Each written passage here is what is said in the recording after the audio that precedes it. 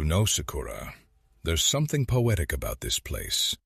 A listening booth nobody uses anymore. It was built for one purpose, to hear something new. And now it just sits here. It's cozy, though. Like a little time capsule. But why are you reading that magazine with such a serious face, Professor? Because I just came across a number that stopped me cold. In 2025, 124 companies in Japan went bankrupt. Not because of bad products or poor strategy, but because their employees quit and nobody was left to run the business. Wait, companies literally collapsed because people walked out? Exactly. They call it employee exit type bankruptcy. That's up about 40% from the year before. Construction firms were hit the hardest, then service industries, then manufacturing. And surveys show over half of all companies feel they simply don't have enough workers. That's wild. So Japan isn't just dealing with an aging population problem. It's an active talent drain? Precisely. And here's what makes it fascinating from a business perspective. The job opening to applicant ratio hit 2.7 in late 2025. That means for every person looking for work, there are nearly 3 positions available. It's very much a seller's market, the sellers being the workers. So if you're a worker in Japan right now, you basically have leverage. In theory, yes. But, and this is the twist, job advertisements actually dropped 21% year over year during the same period. Companies are pulling back from traditional postings. They're shifting to direct recruiting, referrals, internal pipelines. That's a contradiction, isn't it? High demand but fewer ads? It means the game has changed. If you're job hunting in Japan, you can't just scroll through listings anymore. You need networks. You need to be visible. The passive approach is dying. That actually sounds a lot like what's happening in the US tech scene. Okay, but Professor, who's actually switching jobs? Is it mostly young people?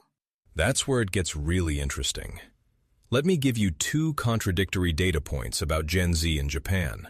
First, 70% of them say they plan to change jobs in 2026. 70%.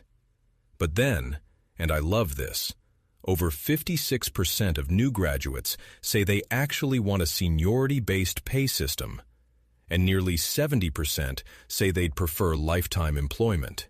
Hold on. They want to quit and they want lifetime employment? That doesn't make sense. Oh, but it does. If you think of it as insurance, they register on job sites the day they start a new position, not because they hate the job, because they want options, a safety net. They're saying, I'd love to stay here forever, but only if you treat me well. That's actually kind of brilliant. It's not disloyalty, it's conditional loyalty. Exactly. And about 35% of them want a 3-day weekend as their ideal work setup. Work-life balance isn't a buzzword for them. It's a baseline expectation. Okay, so young workers are hedging their bets. What about older workers?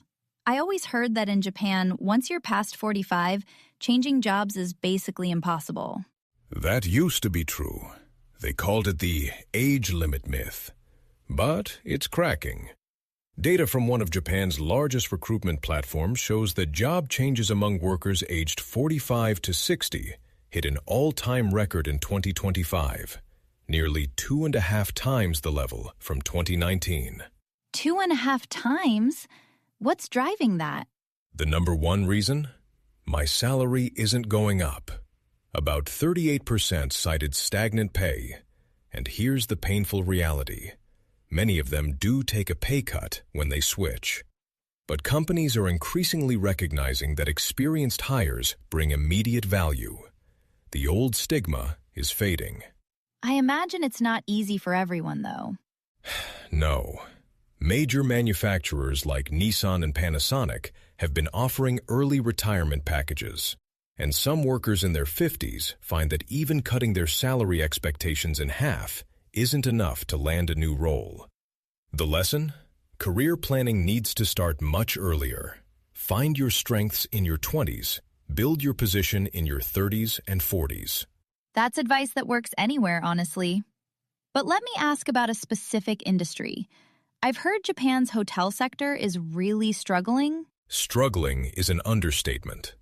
One worker at a top Tokyo hotel reported that 70% of her entering class had left the industry entirely after 10 years. At another hotel, it was 80%. 80%? And this is while tourism is booming, right? 40 million visitors? Exactly the paradox. Inbound tourism is at record highs. Spending is at record highs.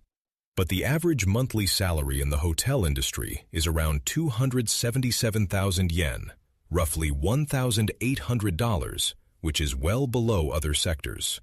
And the turnover rate is over 25%, nearly double the national average. So the industry is making more money than ever, but can't hold on to its people. That's a business model problem, not a labor market problem. Well said. And here's something that would surprise many people outside Japan. There's a growing trend called alumni hiring. Companies rehiring people who previously quit. About 70% of major firms now have formal programs for this. NTT rehired 27 former employees in 1 year. A major bank brought back 22. So quitting isn't a one-way door anymore. Not at all. The old Japanese phrase, "A quitter is a traitor," is losing its grip. Companies are realizing that someone who left, gained outside experience, and wants to come back might be their most valuable hire. That's a huge cultural shift. Professor, if you had to sum all of this up for someone thinking about doing business in Japan, or even hiring in Japan, what would you say? I'd say Japan's labor market is in genuine transition. The old rules, stay at one company, climb the ladder slowly, retire with a gold watch. Those rules haven't disappeared, but they've cracked open. Workers of every age are recalculating. Young people want stability, but keep their options open. Older workers are proving the age limit is a myth. And entire industries are being reshaped by who stays and who leaves. And for someone looking at Japan from the outside? Understand that the talent market is tight. Hiring in Japan means competing not just on salary, but on flexibility, remote work policies, parental leave, growth opportunities.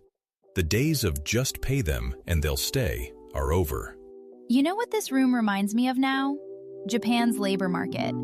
Built for one thing, slowly being repurposed for something else entirely. The structure is still here, but what happens inside it, that's completely changing. Not bad, Sakura. Not bad at all. I learned from the best, Professor.